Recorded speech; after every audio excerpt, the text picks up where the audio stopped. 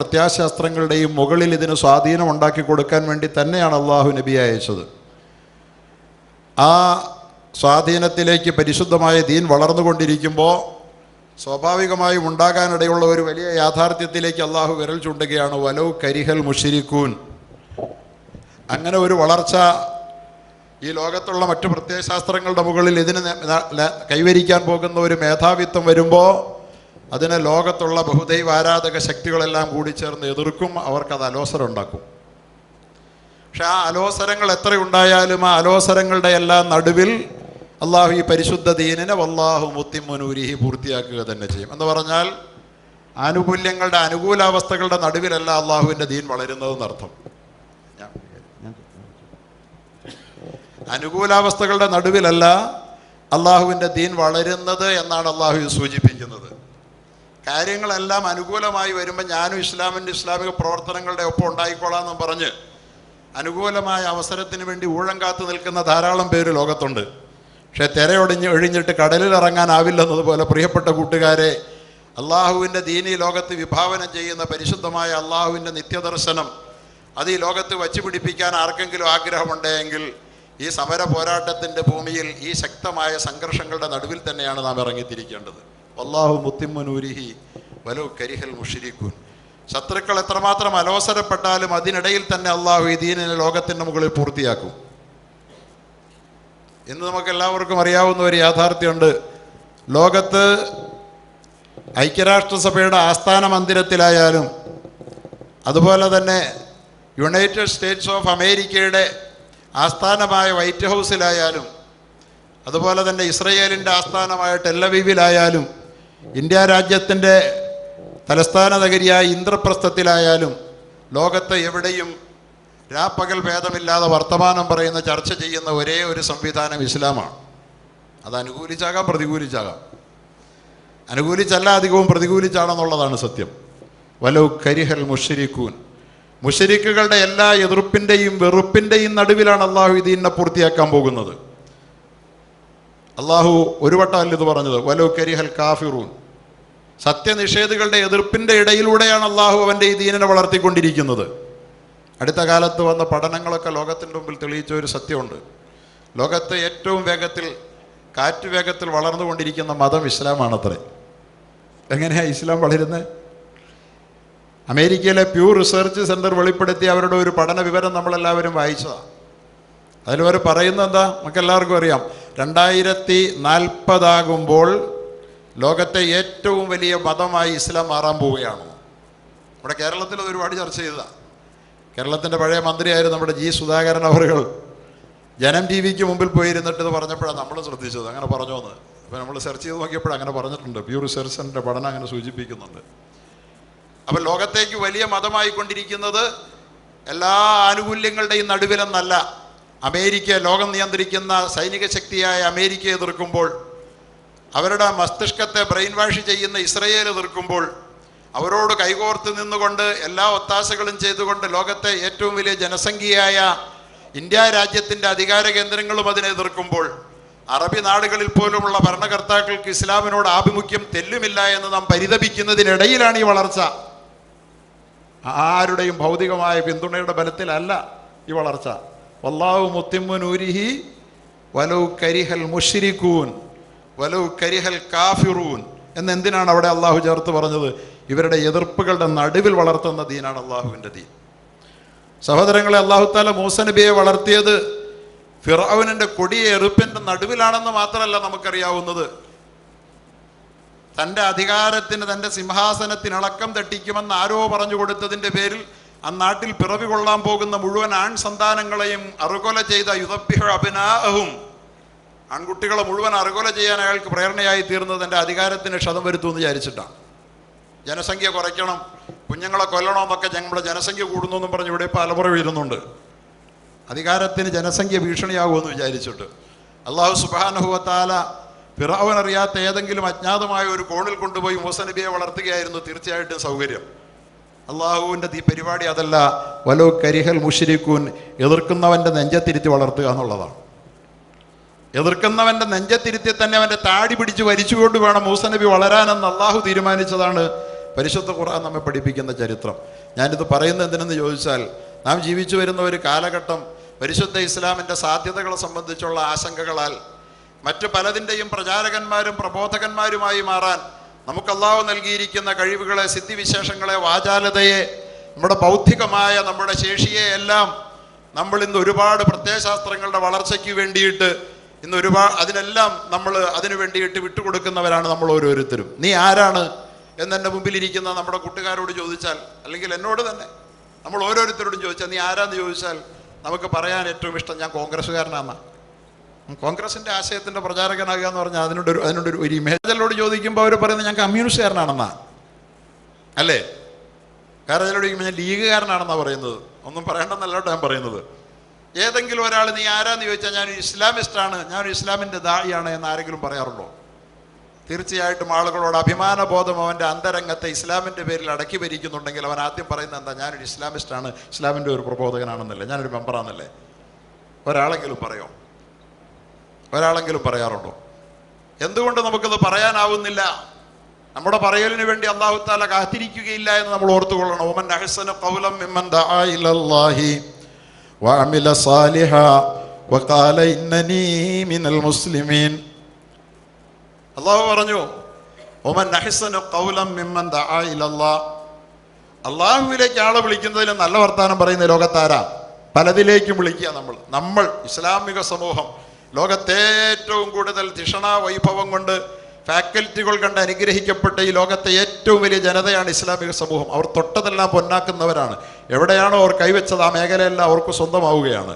അവർക്ക് കൈവയ്ക്കാൻ കഴിയാഞ്ഞ ചില മേഖലകളുണ്ടായിരുന്നു. നമ്മുടെ കേരളത്തിൽ കണ്ടതുപോലെ പണ്ട് വിദ്യാഭ്യാസമില്ല, ആശുപത്രിയില്ല, പള്ളിക്കൂടമൊന്നുമില്ല. പക്ഷെ കൈവച്ചപ്പോൾ ഇപ്പോൾ അത് അവരുടെ കീഴിലാണ്. ഏത് രംഗത്ത് കൈവച്ചാലും കൈവച്ച മേഖലകളെല്ലാം സ്വന്തമാക്കാൻ മാത്രം അത്ഭുതകരമായ ദിഷ്ണാശേഷി കൊണ്ട് ഈ ലോകത്ത് ഏറ്റവും അധികം അനുഗ്രഹീതരായ ഒരു ജനവിഭാഗം മുസ്ലിങ്ങളാണ്. ഇത് വെറുതെ അല്ല, പഠിച്ചു നോക്കുമ്പോൾ മനസ്സിലാക്കും. ഇറങ്ങി തിരിച്ചാൽ നമ്മളെ തോൽപ്പിക്കാൻ ആരും ഉണ്ടാവില്ല. അത്രയും കഴിവുള്ള നമ്മൾ പക്ഷേ അള്ളാഹുവിൻ്റെ ദീനിൻ്റേതല്ലാത്ത മറ്റെല്ലാത്തിനും വേണ്ടി നമ്മുടെ അള്ളാഹു നൽകിയ മഹത്തായ സിദ്ധിവിശേഷങ്ങളെ മാറ്റിവെച്ചപ്പോൾ പടച്ചവൻ്റെ ദീനിന് വേണ്ടി ഒന്ന് സംഘം ചേർന്ന് പ്രവർത്തിക്കുക എന്ന് പറയുന്ന പരിപാടിയിൽ നമുക്ക് എന്ത് റോളാണ് വഹിക്കാൻ കഴിഞ്ഞത് എന്ന് ഗൗരവപൂർവ്വം ആലോചിക്കണം.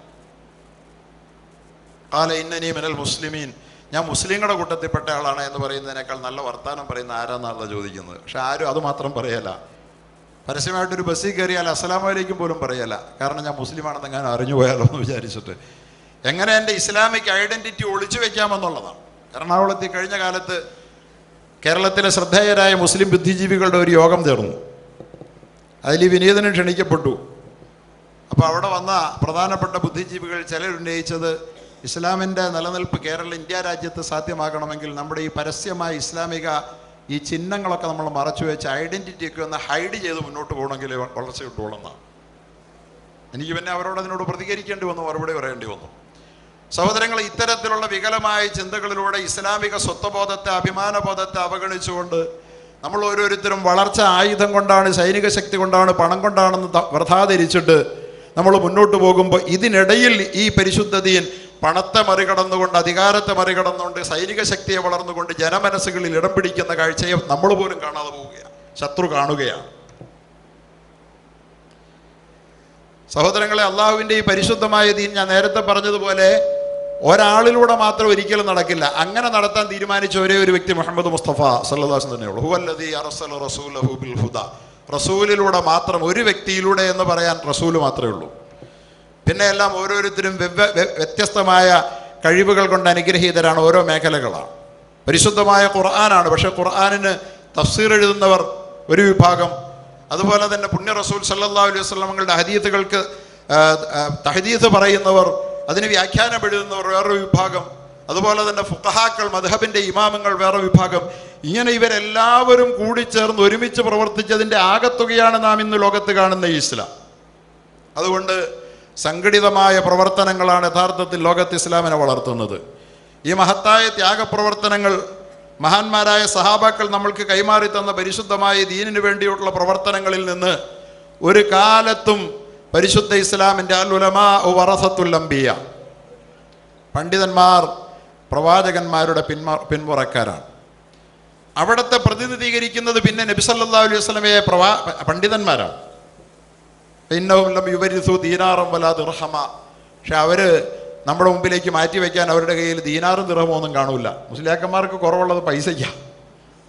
എല്ലാവരും മുസ്ലിയാക്കന്മാരോട് എടുക്കാൻ പഠിക്കുന്നത് അവരോട് കൂടിയ പൈസ ഇല്ല, അവർക്ക് പൈസ കൊടുക്കേണ്ടതായിട്ട് വരുള്ളൂ, അവർക്ക് ഇങ്ങോട്ട് എടുക്കാൻ പറ്റില്ല. പൈസ ഉള്ളവരുടെ കൂടെ കൂടാൻ എളുപ്പമാണ്. അള്ളാഹുവിൻ്റെ റസൂൽ പറഞ്ഞു അവരുടെ കയ്യിൽ പൈസ ഒന്നും ഉണ്ടായെന്ന് വരില്ല.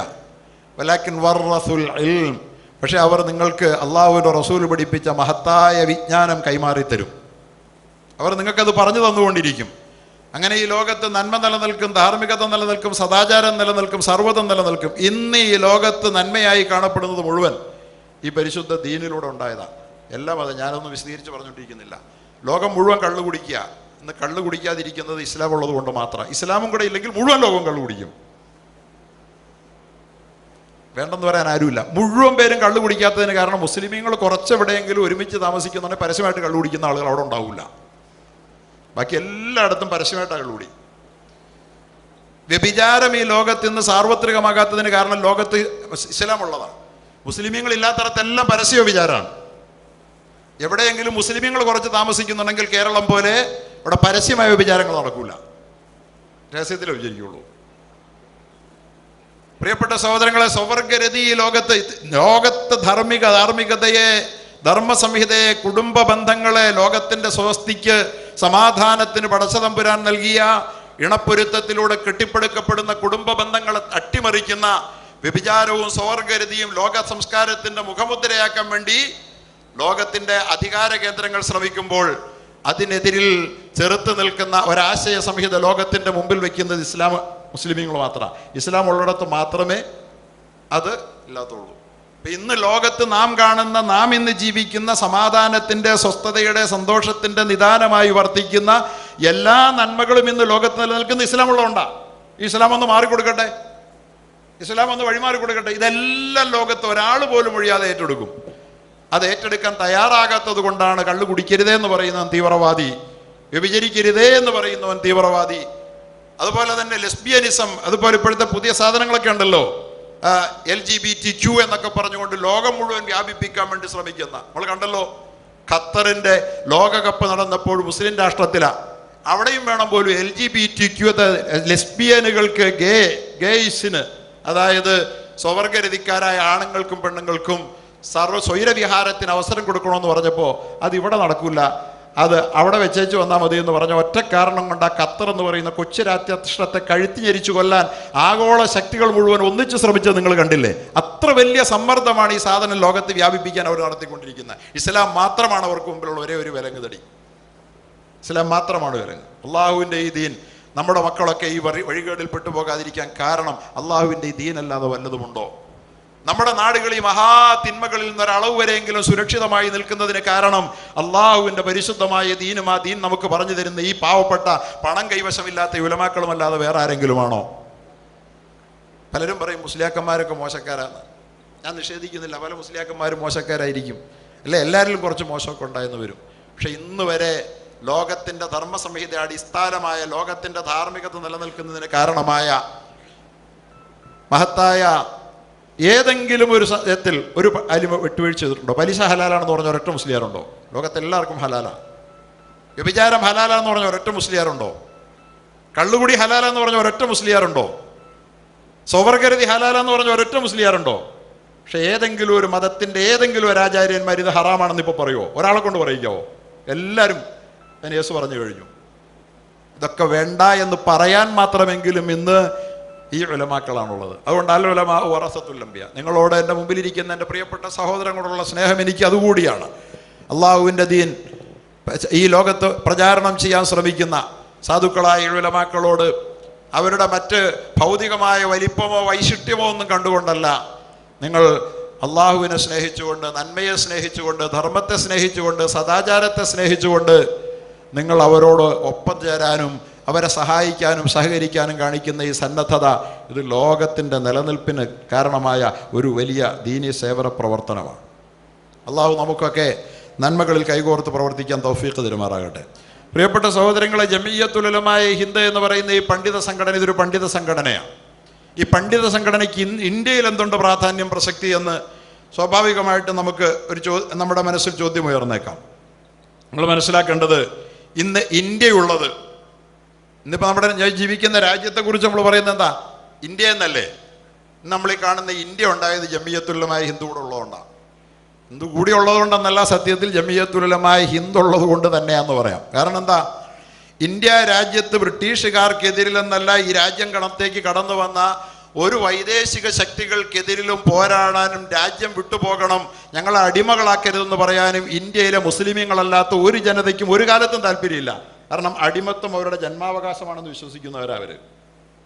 കാരണം സ്വന്തം മതത്തിൻ്റെ ആചാര്യന്മാരായ ബ്രാഹ്മണന്മാർക്കും ക്ഷത്രിയന്മാർക്കും വൈശ്യന്മാർക്കും ശൂദ്രന്മാർക്കും സവർണന്മാരായ ആളുകൾക്ക് വിടുപണി ചെയ്ത് അവർക്ക് പാദസേവ ചെയ്ത് ജീവിതം ഹോമിക്കുക എന്ന് പറയുന്നത് ഒരു വലിയ സുഹൃതമായി കണക്കാക്കുന്ന മഹാഭൂരിപക്ഷം വരുന്ന രാജ്യത്തെ ഈ ജനങ്ങൾ ഒരിക്കലും സ്വാതന്ത്ര്യത്തെക്കുറിച്ചൊരു കാലത്തും ചിന്തിച്ചിട്ട് പോലുമില്ല.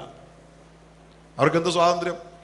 അവർക്ക് ബ്രിട്ടീഷുകാരെ അവരെ അടിച്ചമർത്തുന്നതിനേക്കാൾ ക്രൂരമായിട്ടാണ് വഴിയിൽ തെരുവിലിറങ്ങി നടക്കാൻ പോലും പറ്റില്ലെന്ന് പറഞ്ഞ് അവരുടെ സ്വന്തം മതക്കാരെ അടിച്ചമർത്തണേ. പിന്നെ അവരെങ്ങനെ സ്വാതന്ത്ര്യത്തെക്കുറിച്ച് ചിന്തിക്കും? ഒരു കാലത്തും ഈ രാജ്യത്തെ ഹിന്ദു സ്വാതന്ത്ര്യത്തെക്കുറിച്ച് ചിന്തിച്ചിട്ടില്ല. സ്വാതന്ത്ര്യം എന്ന് പറയുന്ന സങ്കല്പം പോലും അവരുടെ മനസ്സിലിട്ട് കൊടുത്തത് ഈ രാജ്യത്തെ പണ്ഡിതന്മാർ, ഇസ്ലാമിൻ്റെ വക്താക്കൾ, മുസ്ലിമീങ്ങളാണ്. എവിടെയാണ് സ്വാതന്ത്ര്യ സമരം ആരംഭിച്ചത്? മുഗളന്മാർ ഭരിച്ചപ്പോൾ ഈ രാജ്യത്ത് സ്വാതന്ത്ര്യ സമരം ഉണ്ടായിട്ടുണ്ടോ?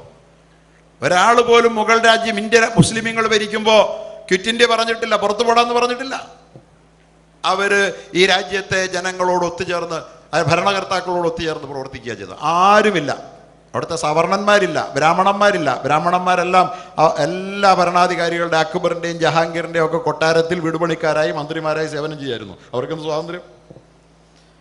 അധകൃതരുടെ കാര്യം പറഞ്ഞാലോ, അവരെ സംബന്ധിച്ചിടത്തോളം ഈ മേലാളന്മാർ സംബന്ധിച്ചില്ല എങ്കിൽ പിന്നെ സ്വാതന്ത്ര്യത്തെക്കുറിച്ച് സങ്കല്പം പോലുമില്ല. അപ്പൊ സ്വാതന്ത്ര്യം എന്ന് പറയുന്ന സ്വതന്ത്ര ഇന്ത്യ ഓഗസ്റ്റ് 15 കടന്നു വരുമ്പോൾ ഒരു പുതിയ സ്വാതന്ത്ര്യ ദിനം നമ്മുടെ മുമ്പിലേക്ക് ഓർമ്മപ്പെടുത്തലുകളുമായി കടന്നു വരുമ്പോൾ ഒരു കാര്യം ഓർക്കണം. സ്വതന്ത്ര ഇന്ത്യയിൽ മുസ്ലിമീങ്ങൾക്ക് വല്ല പങ്കുണ്ടോ എന്ന് ചില മാന്യന്മാർ ചോദിക്കണേ. എടോ, ഇന്ത്യ ഇന്ന് സ്വതന്ത്രമായ ഇന്ത്യ ഉണ്ടായത് മുസ്ലിമുകളുള്ളത് കൊണ്ട് മാത്രം.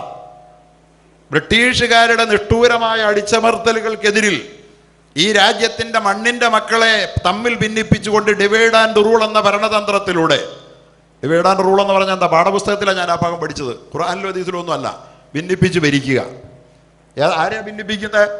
ഇവിടുത്തെ അടിസ്ഥാന ജനതയായ ഹിന്ദുവിനെയും മുസ്ലിമിനെയും ഒക്കെ ഭിന്നിപ്പിച്ച് ഭരിക്കാൻ ഇവിടുത്തെ ബ്രിട്ടീഷുകാർ ശ്രമിച്ചപ്പോൾ ഞങ്ങളുടെ രാജ്യത്തെ ജനങ്ങളെ തമ്മിൽ ഭിന്നിപ്പിച്ച് ഭരിക്കാൻ വന്ന വിദേശ മേൽക്കോയ്മയെ കെട്ടുകെട്ടിച്ച് അടങ്ങൂ എന്ന് തീരുമാനിച്ച് സമരരംഗത്ത് വന്നതാരാണ്? ഈ രാജ്യത്തെ ഇസ്ലാമിക സമൂഹത്തിൻ്റെ പ്രതിനിധികളായിരുന്നു. 1757 നടന്ന പ്ലാസി യുദ്ധത്തിൽ കൽക്കട്ടയിലെ ബംഗാളിലെ പ്ലാസി എന്ന് പറയുന്ന ഒരു നെൽവയലിൽ വെച്ചൊരു കോരിച്ചൊരിയുന്ന മഴയത്ത് 2000 ഇന്ത്യൻ ശിപായിമാരെയും 1000-ഓളം വരുന്ന ബ്രിട്ടീഷ് പട്ടാളക്കാരും ചേർന്ന് റോബർട്ട് ക്ലൈവിൻ്റെ നേതൃത്വത്തിൽ നടന്ന പ്ലാസി യുദ്ധത്തിലൂടെയാണ് ബ്രിട്ടീഷുകാർ ഇന്ത്യയിലേക്ക് സിറാജുദ്ദൗളയെ തോൽപ്പിച്ച് കയറി വരുന്നത്. അല്ലേ? സിറാജുദ്ദൗളയാണ് യഥാർത്ഥത്തിൽ അന്ന് ഇന്ത്യ ഭരിക്കുന്നത്. ആ നവാബിനെ തോൽപ്പിച്ച് കയറുന്നു. മുസ്ലിമീങ്ങളുടെ ഇന്ത്യയിലേക്കാണ് അവർ വരുന്നത്, അല്ല വേറെ ആരുടെ ഇന്ത്യയിലേക്കല്ല. ഹിന്ദുവിൻ്റെ ഇന്ത്യ ഒന്നുമല്ല, മുസ്ലിമിൻ്റെ ഇന്ത്യയിലേക്ക് അവർ കയറി വന്നു. അവർ കയറി വന്ന അന്ന് മുതൽ അവരിവിടുത്തെ ഹിന്ദുവിനെയും മുസ്ലിമിനെയും ഭിന്നിപ്പിക്കാൻ ശ്രമിച്ചു. പക്ഷേ ഹിന്ദുവിനതൊരു പ്രശ്നമായിരുന്നില്ല. അവരുടെ മതാവകാശങ്ങളെ, മനുഷ്യാവകാശങ്ങളെ അടിച്ചമർത്താൻ വേണ്ടി ശ്രമിക്കുമ്പോൾ ഹിന്ദുവിനത് പ്രശ്നമല്ല. കാരണം അധികാര കേന്ദ്രങ്ങൾക്കെതിരിൽ മതം ഉയർത്തിപ്പിടിക്കുക എന്ന് പറയുന്ന ഒരു നയം ഒരു കാലത്ത് ഓർക്കില്ല. ഇപ്പം തന്നെ ഏക സിവിൽ കോഡ് വരാൻ പോകുന്നു. ഏതെങ്കിലും ഒരു ഹിന്ദു ഏക സിവിൽ കോഡ് വേണ്ടാന്ന് പറഞ്ഞു? കാരണം ഹിന്ദുവിൻ്റെ എല്ലാ നിയമങ്ങളും ഏക സിവിൽ കോഡിൽ പരിരക്ഷിക്കപ്പെടില്ലല്ലോ. ഒരാളും പറയില്ല. അധികാര കേന്ദ്രങ്ങൾ മതം വേണ്ടെന്ന് പറഞ്ഞാൽ വേണമെന്ന് പറയുന്ന ഒരു മതവും ലോകത്തില്ല, ഇസ്ലാം അല്ലാതെ. മുസ്ലിമീങ്ങളല്ലേ ഏക സിവിൽ കോഡിനെ എതിർത്തിട്ടുള്ളൂ. അവർക്ക് മുമ്പിൽ ഏക സിവിൽ കോഡിൻ്റെ ഏക സിവിൽ കോഡ് എന്ന് പറഞ്ഞാൽ എന്താ? മതനിരോധന നിയമം എന്നാ. നമ്മളെല്ലാവരും UCC എന്നൊക്കെ പറഞ്ഞുകൊണ്ടിരിക്കും. സത്യത്തിൽ ഈ CC എന്നൊന്നും പറയണ്ട. സത്യത്തിൽ മതനിരോധന നിയമം എന്നാണ് അതിനർത്ഥം. ഇന്ത്യ രാജ്യത്ത് മതം നിരോധിക്കാൻ പോവുകയാണ്. വഖഫ് ബോർഡിൻ്റെ അമെൻമെൻറ്റ് ആക്ടുകൾ ഇതിനകത്ത് വെച്ചിരിക്കുന്നുണ്ടല്ലേ? പള്ളിയും വേണ്ട, മദ്രസയും വേണ്ട, അതെല്ലാം സർക്കാരുകൾക്ക് പിടിച്ചെടുക്കാം. നേരത്തെ പിടിച്ചെടുത്ത് ഇത് ഏതെങ്കിലും സർക്കാർ വസ്തുക്കൾ അവിടെ നിലനിൽക്കുന്നുണ്ടെങ്കിൽ തിരിച്ചു പിടിക്കാൻ പാടില്ല. അത് ഭരിക്കുന്നിടത്ത് മുസ്ലിമീങ്ങൾ പാടില്ല. 2 ഹിന്ദുക്കളോ ക്രിസ്ത്യാനികളോ മറ്റിതര മതസ്ഥർ വേണം, മുസ്ലിമീങ്ങൾ വേണമെന്ന് നിർബന്ധമൊന്നുമില്ല. എന്താ അതിനർത്ഥം? വഖഫും വേണ്ട, വഖഫ് ബോർഡും വേണ്ട, ഇവിടെ ഒരു മതവും വേണ്ട. UCC നടപ്പാക്കാൻ പറ്റില്ലെങ്കിൽ വഖഫ് ബോർഡുകളിലൂടെ പള്ളിയും മദ്രസയും പിടിച്ചെടുത്ത് നിങ്ങളുടെ മതം ഞങ്ങൾ ഇല്ലാതാക്കും. അത് എളുപ്പമല്ല. അതിന് സഖ്യകക്ഷികൾ ചിലപ്പോൾ സഹായിച്ചെന്ന് വരില്ല, എന്നാൽ ഇങ്ങനെ അയക്കാമെന്ന്. ഇവിടെ നടപ്പാക്കാൻ പോകുന്ന മതനിരോധന നിയമമാണ്. ഈ മതനിരോധന നിയമം ഈ രാജ്യത്ത് അതിശക്തമായ നിലയിൽ വളരുമ്പോഴും വാസ്തവത്തിൽ ബ്രിട്ടീഷുകാർ ഇന്ത്യ രാജ്യത്ത് മതനിരോധന നിയമം നടപ്പാക്കിയില്ല. അവനിവിടെ കയറി വന്നുകൊണ്ട് ഈ രാജ്യത്തെ ജനങ്ങളുടെ തമ്മിലടിപ്പിക്കാൻ ശ്രമിച്ചു എന്നുള്ളത് മാത്രമേ ചെയ്തുള്ളൂ. അന്നടങ്ങിയിരിക്കാതെ അവർക്കെതിരിൽ പോരാട്ട രംഗത്തിറങ്ങിയ മഹാന്മാരായ പണ്ഡിതന്മാരുടെ പേരുകളാണ് നേരത്തെ ഇവിടെ വായിച്ചത്. ഹാജി ഇംദാദുള്ള മുഹാജിർ മക്കി, അതുപോലെ തന്നെ ഷെയ്ഖ് അഹമ്മദ് ഷഹീദ് തുടങ്ങിയ ബ്രിട്ടീഷുകാരോട് പൊരുതി രക്തസാക്ഷിത്വം വരിച്ച ആ മഹാന്മാർ സായുധ സമരം നടത്തി അവരെ പലയിടത്തും ഷാംലിയിലെ ഇടയും അതുപോലെ തന്നെ പല പോർക്കളങ്ങളിലും യുദ്ധക്കളങ്ങളിലും ഒരു പൊരുതി തോൽപ്പിച്ച് ബ്രിട്ടീഷുകാരെ കെട്ടിച്ചു. പക്ഷെ ബ്രിട്ടീഷുകാരുടെ ഹിംസാത്മകമായ സൈനിക ശക്തിക്ക് മുമ്പിൽ അവർക്ക് പിടിച്ചു നിൽക്കാൻ കഴിഞ്ഞില്ല. അവർക്ക് ഈ രാജ്യത്ത് ചെയ്യാൻ കഴിഞ്ഞത് ഈ രാജ്യത്തെ വിവിധങ്ങളായ ജനവിഭാഗങ്ങൾക്കിടയിൽ ബ്രിട്ടീഷുകാർ നമ്മുടെ ശത്രുവാണെന്ന ഒരു വികാരമുണർത്തിവിടാനും സ്വാതന്ത്ര്യത്തിൻ്റെ ഒരാവേശ തിരയിളക്കം സൃഷ്ടിക്കാനും കഴിഞ്ഞു എന്നുള്ളതാണ്. അതിലവർ വിജയിച്ചു. അതോടുകൂടി അവരുടെ സ്വാതന്ത്ര്യ സമരത്തെ അടിച്ചമർത്തി. 1857 ഒന്നാം സ്വാതന്ത്ര്യ സമരം നടന്നെന്നാണ് പറഞ്ഞത് അല്ലേ? 857 757 പ്ലാസി യുദ്ധത്തിൻ്റെ ഇടയിൽ 100 കൊല്ലമുണ്ട്. അപ്പോൾ ഈ 100 കൊല്ലം ഇവിടെ ഒന്നും നടന്നില്ലേ? ബ്രിട്ടീഷുകാർക്കെതിരില്ലേ? ആ ചരിത്രമാണ് അവിടെ തമസ്കരിക്കപ്പെടുന്നത്. പണ്ഡിതന്മാർ നേതൃത്വം നൽകി മൗലാന ദാറുൽ ഉലൂം ദൈവത്തിൻ്റെ സ്ഥാപകനായ മൗലാന മുഹമ്മദ് ഖാസിം നാനൂത്തവി സൈനിക കമാൻഡറായി ആയുധമെടുത്ത് ബ്രിട്ടീഷ് സൈന്യത്തോട് പൊരുതിയതും പോരാടിയതും അവരെ പിടിച്ചതും അതിനുശേഷം അവരെ കൊണ്ടുപോയി മാൾട്ടായിലെ സെൻട്രൽ ജയിലിൽ കൊണ്ടുപോയി അടച്ചതും 3-4 വർഷം അവരോടെ കഴിഞ്ഞു. മൗലാന ഹുസൈൻ അഹമ്മദ് മദനി റഹിമഹുല്ലാ അടക്കമുള്ള മഹാന്മാർ വിദേശ രാജ്യത്ത് സ്വാതന്ത്ര്യത്തിന് വേണ്ടി പൊരുതിയ കാരണത്താൽ ബ്രിട്ടീഷുകാരുടെ കൊടിയ പീഡനങ്ങൾ ഏറ്റുവാങ്ങി. അവരനുഭവിച്ച പീഡനങ്ങളൊക്കെ ഇവിടെ വർണ്ണിച്ചുകൊണ്ടിരിക്കാൻ നേരമില്ല. അത്രയും വലിയ ത്യാഗം ബ്രിട്ടീഷുകാരോട് മരിച്ചാലും വേണ്ടില്ല, മതത്തിൻ്റെ ശത്രുക്കളോട് ഞങ്ങൾ പൊരുതി ഞങ്ങളുടെ മതവും സംസ്കാരവും ഞങ്ങൾ നിലനിർത്തുക തന്നെ ചെയ്യും, ദുനിയാവ് നഷ്ടപ്പെട്ടാലും വേണ്ടില്ല, ഞങ്ങളുടെ ആഖിറം കളയില്ല എന്ന് തീരുമാനിച്ച മഹാന്മാരായിരുന്നു നമ്മുടെ പൂർവികന്മാരായ പണ്ഡിതന്മാർ.